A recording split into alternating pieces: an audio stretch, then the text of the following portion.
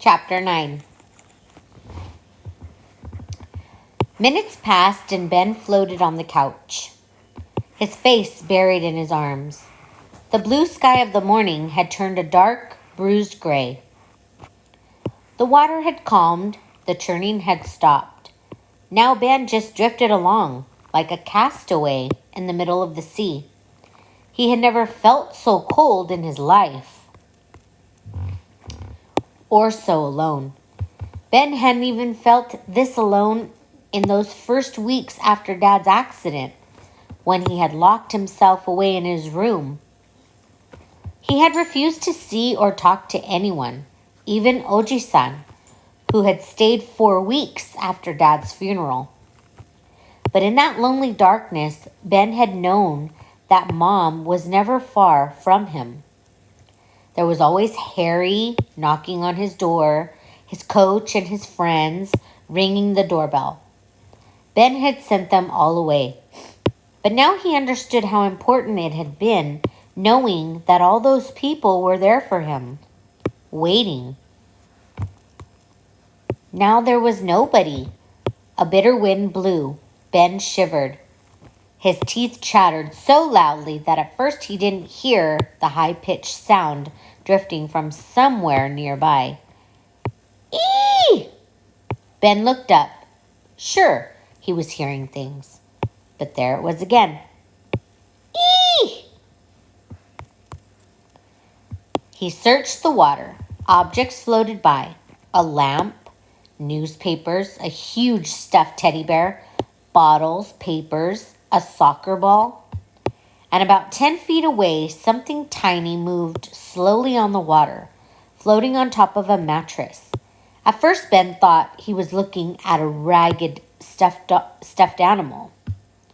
But then he noticed the Z-shaped tail, and he heard the noise again. Eee! Naya! Before he could stop himself, Ben leaped into the water. He swam as quickly as he could, blazing a trail through the wreckage. He reached the mattress and grabbed hold. Naya, it's me, Ben! The cat stood there, shivering, staring at him with cloudy blue eyes. Don't you recognize me? He'd gone crazy now.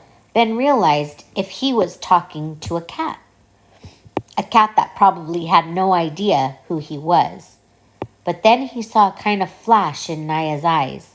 She limped to the edge of the mattress and put her nose right up to his face, and she started to purr.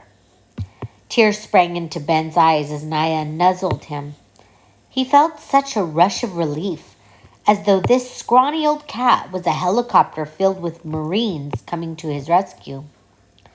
He hoisted himself up onto the mattress and sat with his legs crossed. He lifted Naya and held her against his chest, the way Harry always held her. It was the first second of calm. It was the first second of calm he'd felt since the earthquake. But it didn't last, because suddenly the water was moving again. The mattress was being carried through the water fast, only this time the water was flowing in the opposite direction toward the sea. What was happening? Ben thought about a trip to the coast the family had taken last summer, one of the best weekends they'd ever had. Mom and Harry had built a gigantic sandcastle on the beach. Dad and Ben had body surfed for hours, riding giant waves to shore. When the waves lost power, the water would get sucked back out to sea. The current was so powerful that Dad had to hold Ben so he didn't get swept away. That's what was happening now. The giant wave had lost power. It was being sucked back into the ocean, and it was taking Ben and Naya with it. The mattress plowed through the water, pushing through piles of wreckage. Think, Ben told himself. Soon they would be out to sea. Just ahead, he saw something, a tall, skinny tree poking up through the water. It was his only chance. He'd have a split second to jump off the mattress and grab the tree. Ben lifted Naya and put her around the back of his neck like a scarf. "Hold on to me," he told her. He rose up, crouching low on the mattress. Naya dug her claws into his shoulders. But Ben didn't flinch. He kept his eye on the tree, knowing that the timing had to be perfect. He counted down in his mind, like the numbers on a basketball shot clock. 5, 4, 3, 2, 1. He jumped off the mattress. Naya sprang off his back and latched onto the tree.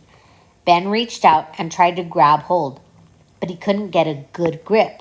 His frozen hands slid across the slippery bark, and the water took hold of him and started pulling him away.